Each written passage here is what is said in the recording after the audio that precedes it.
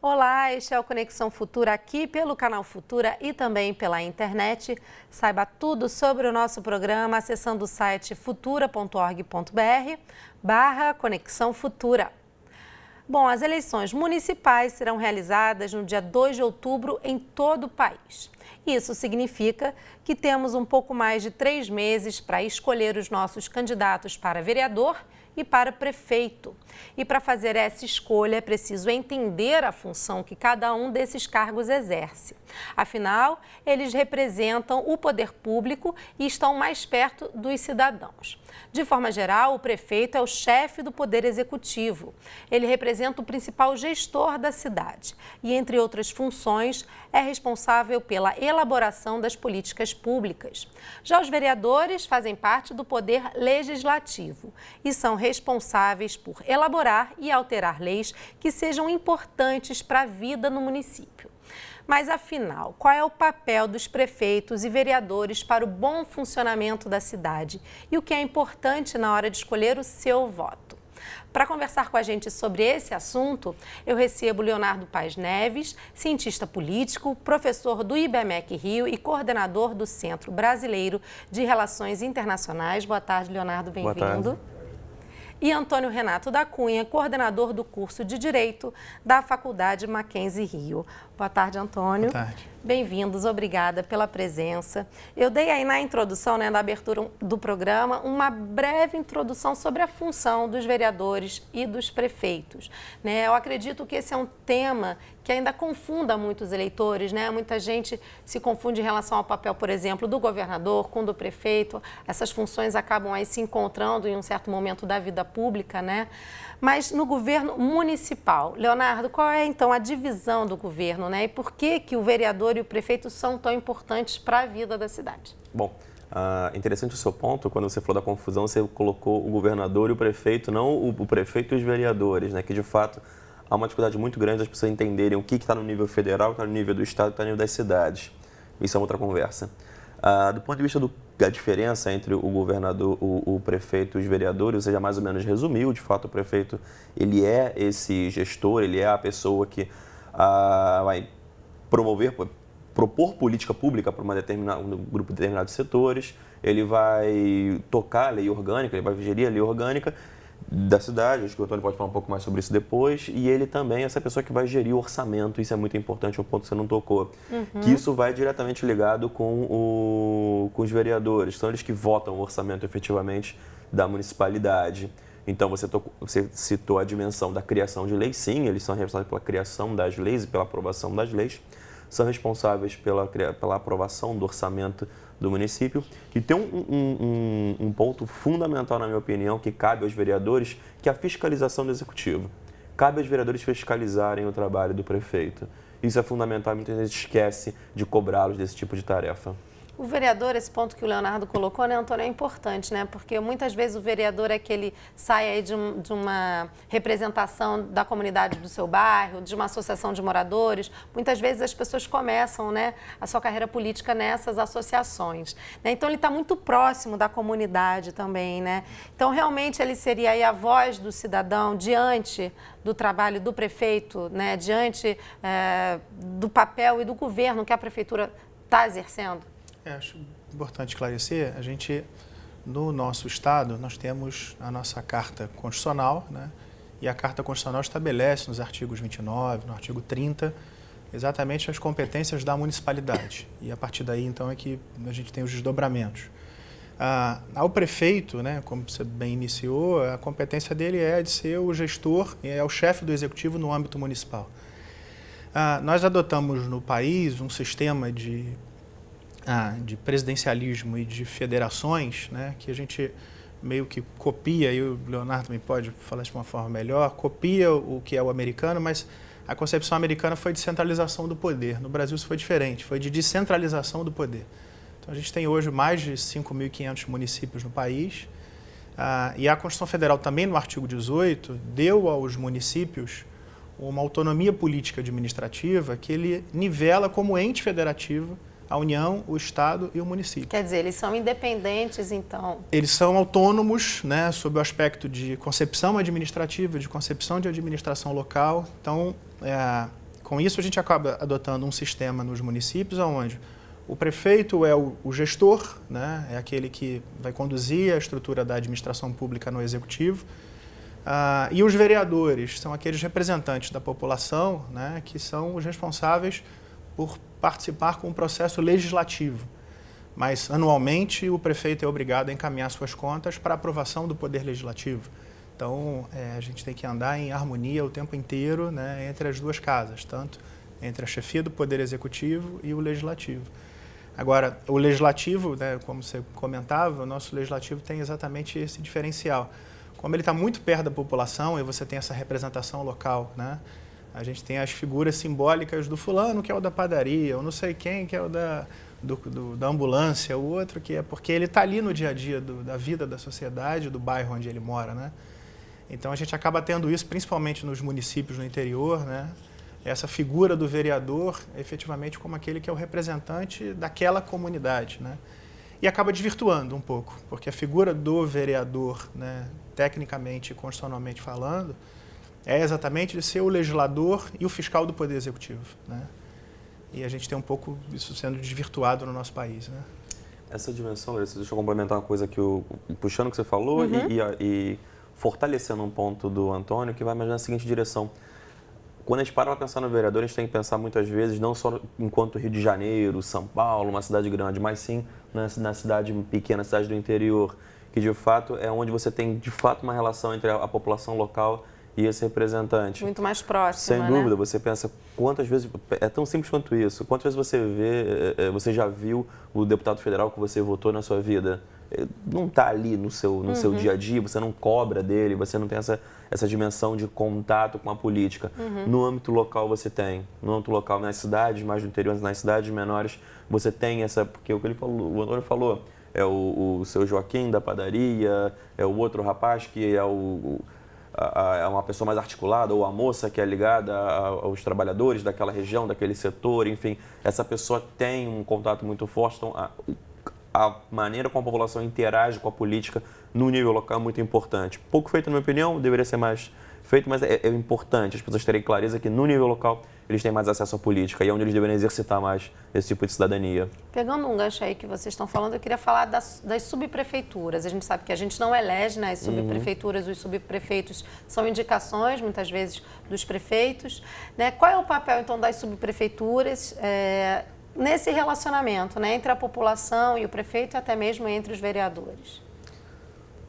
Bom, de fato, você tem áreas administrativas que são muito grandes. Quer dizer, tem uma muito famosa, inclusive, onde o atual prefeito veio, que é a subprefeitura de Barra de Jacarepaguá. São áreas basicamente que precisam de maior desenvolvimento. São áreas, de uma maneira geral, que demandam, eu diria, alguma atenção um pouco mais especial em função até do seu tamanho, espaço geográfico. Então você tem que dividir um pouco mais a tarefa. E aí você realmente precisa de não um novo executivo, mas como se fosse um vice-prefeito, não seria bem ideia, mas como se fosse um número 2 executivo que ajudasse a lidar com problemas mais especiais daquela região, dada a necessidade especial de algum grau de desenvolvimento. Quer dizer, você não tem um corpo legislativo local, você não tem nada disso, mas você precisa de uma pessoa que se dedica mais àquela localidade com algum grau de descentralização não é a melhor palavra, mas por falta de uma nova... É uma descentralização. Tecnicamente é uma... Pois então ótimo. Descentralização do poder, você não tira o poder do prefeito, mas você cria um espaço diferenciado, né? Para lidar com funções, né? Pronto, verdade, perfeito.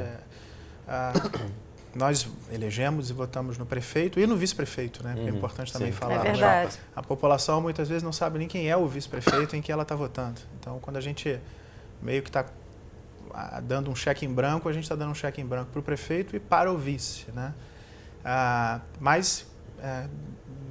Falando do Rio de Janeiro, por exemplo, uma cidade como a nossa, né, do tamanho que você tem, você precisa e as diferenças são marcantes, né? Você tem necessidades locais que são diferentes.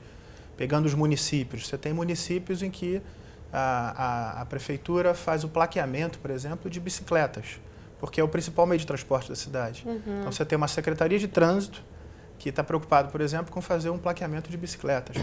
Então, as diferenças são muito grandes.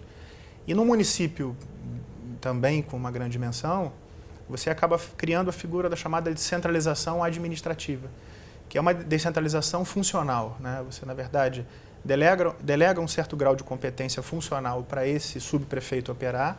Você não transfere para ele as competências que são do prefeito, até porque elas estão estabelecidas na lei orgânica do município, né? Então, acho que é importante também esclarecer, a gente tem a Constituição Federal, a gente tem uma Constituição Estadual, e nos municípios nós não temos a figura da Constituição Municipal. O que nós temos são as leis orgânicas municipais. Esse ponto que eu queria tocar, porque aí nós temos, como vocês disseram, né, a Constituição prevê essa autonomia para elaborar as próprias leis, né, no município, desde que elas não ultrapassem, aí, não se sobreponham às leis estaduais e federais. Como é que funciona, então, isso? Né? A gente tem uma lei orgânica, em algum momento isso se confunde, ou você deixa de cumprir a lei orgânica do município e aí passa a ter que seguir a lei do Estado, da União? Como é que isso... O artigo 30 da Constituição Federal, ele diz que a competência dos municípios é para legislar os serviços públicos de interesse local. Então, isso é uma máxima um pouco cinzenta da seguinte forma: você não tem nenhuma lei no país que diga o que é um serviço público. Nem a Constituição Federal se encarregou em definir. Serviço público é 2 pontos e vamos definir. Não tem isso. Então, na verdade, você tem a Constituição Federal fazendo uma divisão de competências em função de determinadas matérias. Então, por exemplo, no município, o artigo 30, inciso 5 da Constituição Federal, ele é claro, ele diz: compete ao município regulamentar os serviços de interesse local e especificamente de transporte coletivo de passageiros. Aí ele vem e marca o espaço. Então, por exemplo, no município a competência para transporte coletivo de passageiro está a cargo do município. As outras matérias ele não define, diz assuntos de interesse local. Então, você tem cidades onde você chega e dentro da Secretaria de Serviços Públicos ela cuida de manutenção de cemitério, serviço funerário, iluminação pública, transporte, aquilo tudo está dentro de uma pasta só. Isso vem em função da autonomia político-administrativa, porque como a Constituição Federal deu essa autonomia, então cada cidade é um microsistema. Se na cidade A nós estabelecemos que o transporte vai ter uma secretaria só para ela, então isso está amarrado lá na lei orgânica do município dizendo: temos uma secretaria de transporte. Mas você vai no município B e o município B diz assim: não, serviço público aqui reúne transporte, iluminação, calçadas, fiscalização de feiras. Então, a nossa Constituição ela deu essa liberdade para os municípios. Então, é que você acaba que você não tem você tem uma moldura, né? Como eu costumo dizer, a gente tem que construir a nossa moldura. Você tem uma administração direta, você tem uma administração indireta. Com aquela moldura é que dentro de cada um dos 5.500 municípios que a gente tem nesse país é que a gente vai aplicando aquela moldura. Agora, Leonardo, por isso então é importante que as pessoas tenham acesso, né, à lei orgânica da sua cidade, até na hora de cobrar, né? Porque muitas vezes, por exemplo, a gente conversava antes do programa sobre a questão da violência nos grandes centros urbanos, né? Muitas vezes você acaba culpando o prefeito, mas isso já não está previsto em lei, que essa seja uma competência do município, sim do Estado. Como é que funciona essa questão? É isso mesmo que a gente vinha falando anteriormente, né? A confusão entre o âmbito federal, estadual e municipal. A segurança pública, de maneira geral, ela está focada, de maneira geral, ela está localizada no âmbito do Estado. Então, as PMs são reguladas pelo governador. A polícia municipal que está debaixo do prefeito, que é mais ou menos quem cuida da ordem pública. Então, quando você tem algum tipo de coisa como reorganização de camelôs, por exemplo, coisa parecida, ou tomar conta de determinados... Fiscalização de vigilância sanitária. Isso também, mas tomar conta de parques e também é uma polícia municipal, né? Estou falando do ponto de vista de segurança. Sim. Mas sim, você tem essa confusão. Essa confusão ela se alastra para várias coisas. Né? Você, eu lembro como é que é o nome, gente? Nos protestos de 2013, vinha a gente reclamando da Dilma em função da questão da tarifa do ônibus. Então, assim, há uma confusão impressionante nesse sentido. E o município muitas vezes não aparece. Quem tarifa o ônibus é o município. Ninguém lembra que se fosse para criticar Eduardo Paes, não, a Dilma. Então, isso é uma coisa muito complexa. Você vai também a culpa da PM do Rio de Janeiro, essa é culpa do Eduardo Paes ao juiz. Então, há uma confusão muito grande. Acho que é necessário que as pessoas tenham um pouco mais clareza em relação que serviços públicos, esse acho que é um termo importante, cabe a qual esfera. E aí eu vou fazer uma coisa que você não pediu, mas é um pouco diferente, que você pediu para as pessoas se preocuparem com a lei.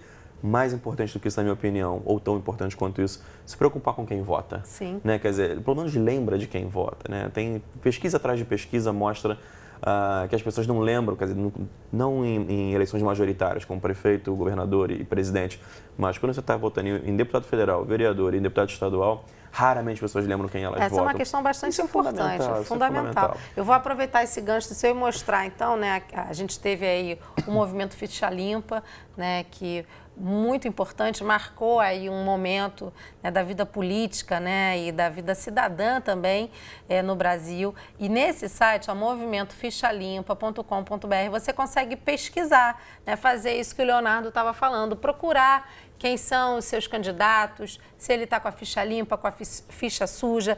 Você consegue aqui também, ó, listar os políticos. E se o seu candidato não estiver aqui, você também pode indicar, aponte o candidato. Então, hoje em dia a gente tem muito mais instrumentos, né Leonardo, para cumprir esse papel, né? Para pesquisar também, para entender em quem a gente está votando. Sim, né? Houve uma popularização muito grande da informação. Agora, uma coisa que é importante lembrar, isso é o movimento, não é a lei. A lei está sofrendo ainda, tadinha, mas é um movimento que é uma plataforma interessante para você poder identificar se essa pessoa vale a pena votar ou não. A lei está sofrendo, você diz, ela está passando uma questão de cumprimento. Não, no ponto de ela ser efetivada, de fato, né? Quer dizer, são vários trancos e barrancos nesse processo. Mas... Por exemplo, essa questão da memória, né, do eleitor, né? Sim, sim. Porque se você não lembra em quem você votou para vereador ou para deputado, como que você vai cobrar, né? Essa é uma questão importante. Não. E as pessoas também têm... São várias coisas importantes nesse aspecto, né?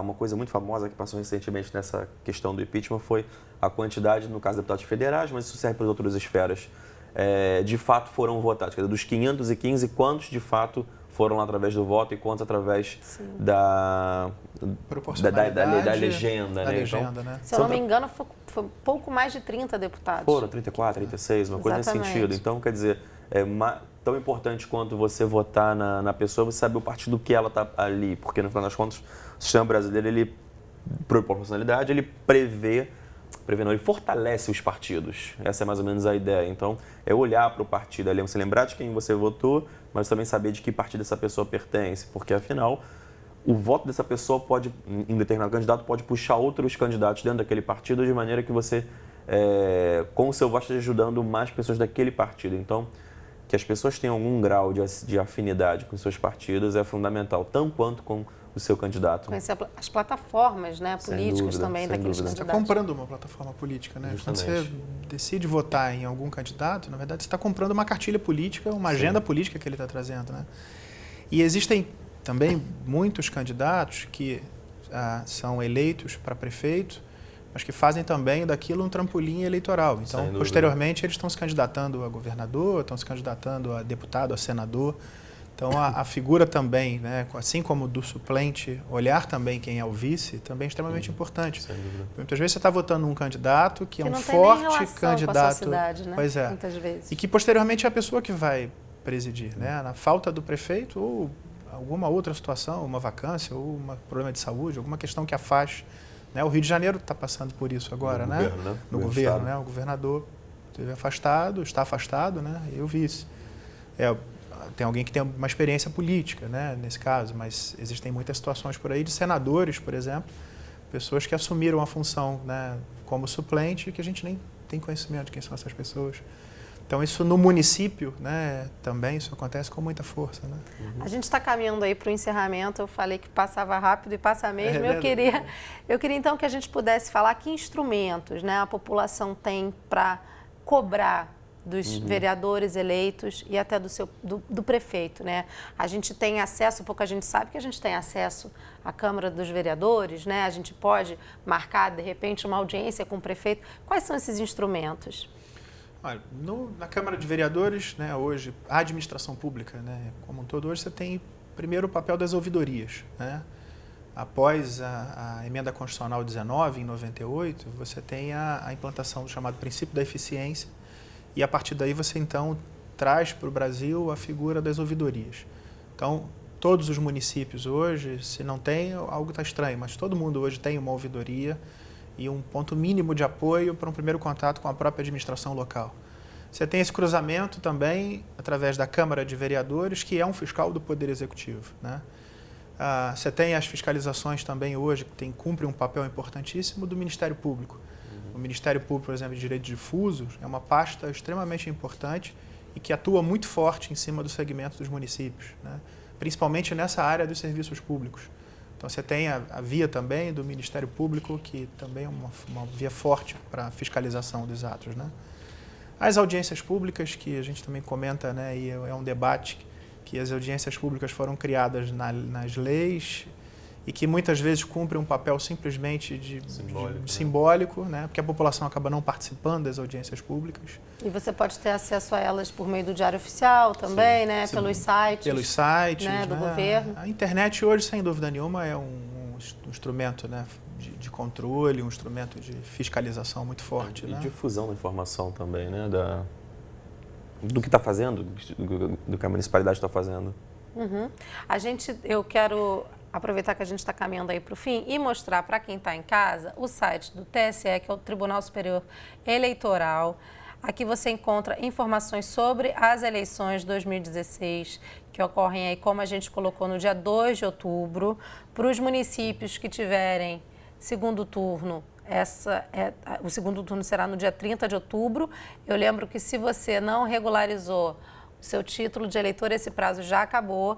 Então, de repente, manda um e-mail para o TSE, vê como é que você pode, então, cumprir aí o seu papel, como é que você pode ir às urnas, tá bom? O site está aí na sua tela, tse.jus.br. Para a gente encerrar, Leonardo, você já deu aqui algumas dicas, né, para o eleitor. Quais são os pontos importantes para a gente escolher um bom vereador e um bom prefeito na hora do voto? Eu acho que hoje em dia no Brasil o primeiro ponto é você ir no movimento ficha limpa, saber se a pessoa está envolvida com algum tipo de corrupção, alguma coisa. Pelo menos eu acho que esse é o que tem mais corroído a vida política do país. E é uma coisa complexa do ponto de vista de que o político hoje tem uma imagem muito ruim para o brasileiro médio, né? Você associa ele diretamente com o corrupto. Então, ter a preocupação de buscar alguém que não está envolvido com algum tipo de coisa, que você mais ou menos confia, é um primeiro grande passo. O segundo grande passo é comprar uma boa cartilha política. Você tentar se identificar com algum partido, com alguma pessoa e apostar nessa pessoa. Se isso já for feito, já me ajuda bastante. Ajuda a todos, né? Pois é. Antônio, por favor, a sua dica, então, para o eleitor que está nos assistindo. Verificar o histórico. Na minha concepção, né, hoje em dia, você verificar o histórico. Né? A gente tem uma crise ética, moral muito grande no país, né? Infelizmente, como o Leonardo comentava, você associa a vida política hoje, a imagem do político hoje, como alguém que eticamente, né, não tem funcionamento, não tem bom trato com a coisa da administração pública. Então, eu acho que o mais importante é exatamente isso, né? Buscar o histórico desse candidato, né? Saber o que ele já realizou, a experiência dele com a vida pública, com a administração pública, acho que também é um ponto muito favorável, né? Tem muita gente que se candidata e o nosso sistema permite isso, né? O sujeito nunca foi o da padaria, que está acostumado a fazer pão, ele de repente vira o legislador da cidade, né? Pode ser que ele se revele, né, um grande político, né? Mas não é o perfil tradicional do que demanda a vida de um legislador, né? O vereador é um legislador, né? O prefeito é um administrador do município. Então, subentende-se que pelo menos ele tenha um mínimo de entendimento do que é a administração pública para ele não comandar a cidade dele como ele comanda o quintal da casa dele, né? Então, claro, e a questão da política, né, que a gente colocou a imagem dos políticos, isso é muito ruim, porque muita gente fala, eu não gosto de política, mas a política está presente em diversos momentos do nosso dia, cotidiano, né? Você está dizendo que você não gosta da pessoa que está representando exatamente, você. Esse é o problema. E aí você acaba não se envolvendo também em questões importantes para o desenvolvimento da sua cidade, que é o assunto que a consequência negativa disso tudo. Exatamente. Olha, muito obrigada, foi uma ótima conversa. Obrigada aí pela presença de vocês e até a próxima, viu? Até a próxima. Eu agradeço. A você de casa, obrigada pela companhia. Eu lembro que o Conexão Futura vai ao ar de segunda a sexta na tela do canal Futura e a qualquer hora do dia e da noite no site futura.org.br/Conexão Futura. Até a próxima. Tchau.